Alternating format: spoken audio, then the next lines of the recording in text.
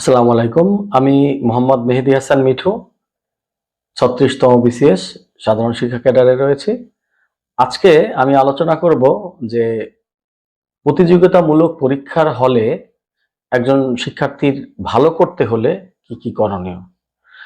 আমরা জানি যে পরীক্ষার হলটা আসলে খুবই ক্রিটিক্যাল একটা জায়গা। ১ ঘন্টা বা ২ ঘন্টা যেই ধরনেরই পরীক্ষা হোক, সেখানেই তাদের ভাগ্য নির্ধারিত হয়ে যায়। তো যার ফলে আমাদের আ টেনশন, আমাদের মানসিক চাপ থাকে অত্যন্ত। তো এই চাপকে অতিক্রম করে এই দুশ্চিন্তাকে পাশ কাটিয়ে কিভাবে সহজে আমরা ভালো করতে পারি তার কিছু উপায় আমি আজকে বলবো। প্রথমেই যেটা করতে হবে যেটা হচ্ছে যে ৩০ থেকে ৪৫ মিনিট আগে আপনি কেন্দ্রে পৌঁছাবেন। অবশ্যই ৩০ থেকে ৪৫ মিনিট আগে কমপক্ষে, যাতে আপনাকে তাড়াহুড়া করতে না হয়। কারণ তাড়াহুড়া করতে গেলে আপনার একটা মানসিক প্রেশার তৈরি হবে। আপনি স্বাভাবিকভাবে অ্যা আপনার যেইগুলো পারা সেগুলো অনেক সময় আপনি এই মানসিক চাপের ফলে আপনি ভুলে যেতে পারেন।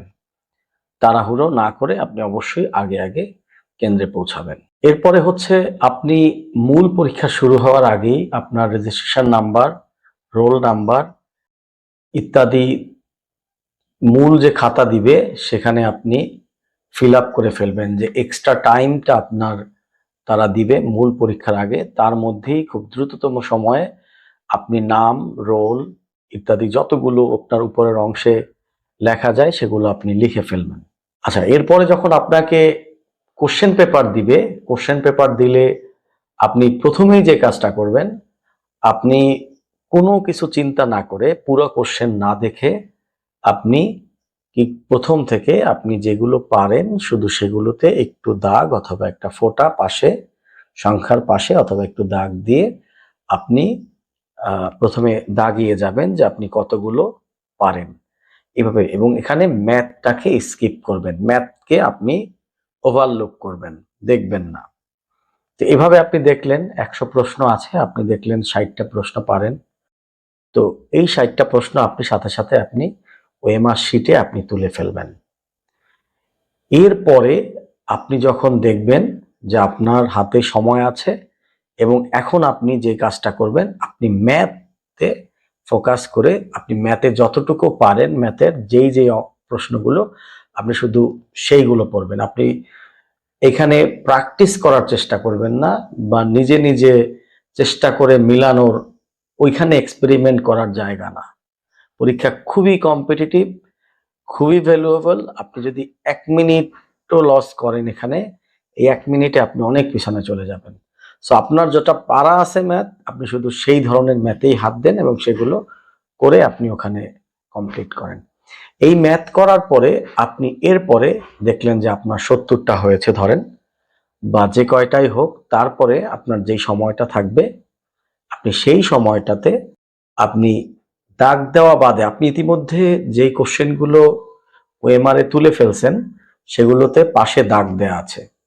তো এই দাগ দেয়া বাদে যেগুলো আছে তার মধ্যে 50-50 যেই প্রশ্নগুলো, এগুলো একটু ফোকাস করে 50-50 কোনগুলো সেগুলোতে একটা আলাদা চিহ্ন দেন। পি দেন অথবা টি দেন, কিছু একটা চিহ্ন আপনার মতো করে দেন। এই প্রশ্ন কতগুলো যেগুলোতে 50-50 অর্থাৎ ২টা অ্যান্সার সম্ভাব্য যে এই ২টার একটা হবে আপনি নিশ্চিত। আপনি সেইগুলোকে আপনি বাছাই করে নেন। সেগুলো যতগুলো হয় এবং আপনার যতগুলো ইতিমধ্যে দেয়া হয়েছে, আপনি এটার সাথে কম্পেয়ার করে ওই পরীক্ষার সাথে যে এখানে সাধারণত কাট মার্কস কি হয় তার উপরে ভিত্তি করে এই 50-50 কোশ্চেন গুলোতে আপনি রিস্ক নিবেন। যদি আপনার কাট মার্কস হয় ধরেন ১০০-র মধ্যে ৮০, তাহলে ইতিমধ্যে আপনি ৭০ দিয়েছেন, তাহলে আপনি অ্যাটলিস্ট ১৫টা অর্থাৎ ৮৫ পর্যন্ত আপনি রিস্ক নিবেন 50-50 যেহেতু। আপনার কোনো উপায়ও নাই এখানে এর বাইরে কিছু করার। যেহেতু কাট মার্কস আপনি জানেন ৮০-র নিচে হলে হবে না, আপনার একটা সাধারণ ধারণা। তবে তারপরেও পরীক্ষার হলে কিন্তু এগুলো অনেক সময় বোঝা যায় না। মানসিক চাপ কাজ করে, কোশ্চেন অনেক সময় কঠিন হয়, মনে হয় যেন কাট মার্কস ওই আগের মতোই থাকবে, কিন্তু দেখা গেল আপনার কাট মার্কস কমে গেছে, কারণ প্রশ্ন অত্যন্ত কঠিন ছিল। সো এই বোঝাটাও একটা পরীক্ষার হলে।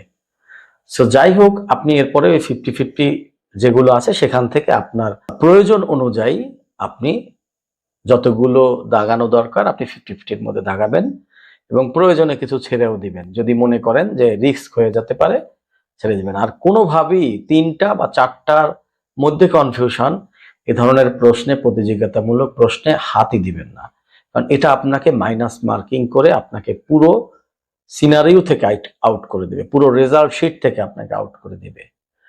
তাহলে এরপরে আপনি কমপ্লিট করে জাস্ট আপনি একটা গণনা করলেন কতগুলো হয়েছে। যদি এরপরও মনে হয় যে 2-1টা দিতে পারেন, 50-50-র মধ্যে বাকি আছে, তো ওটা দিবেন, বাকি প্রশ্ন আপনি স্কিপ করে যাবেন। এইভাবে ট্যাক্টফুলি যদি আপনি সময়টা ইউজ করতে না পারেন, তাহলে প্রতিযোগিতামূলক পরীক্ষায় খারাপ করার সম্ভাবনা খুব বেশি। আপনি যদি ভুলেও ম্যাথ শুরু করেন আগে, আপনার পাজেলড হয়ে যেতে পারেন, আপনার মাথা গরম হয়ে যেতে পারে। স্বাভাবিক জিনিসগুলো, এটার ইম্প্যাক্ট আপনার জেনারেল নলেজ, ইংরেজি, বাংলা এগুলোতে সবগুলোতে পড়বে, যার ফলে শুরুতে আপনি কখনোই ম্যাথ নেবেন না। তো এই হচ্ছে স্ট্র্যাটেজি। আপনি দরকার হয় এই কথাগুলো আবার শুনুন, কিন্তু পরীক্ষার হলে এই জিনিসগুলো মানার চেষ্টা করুন। ধন্যবাদ।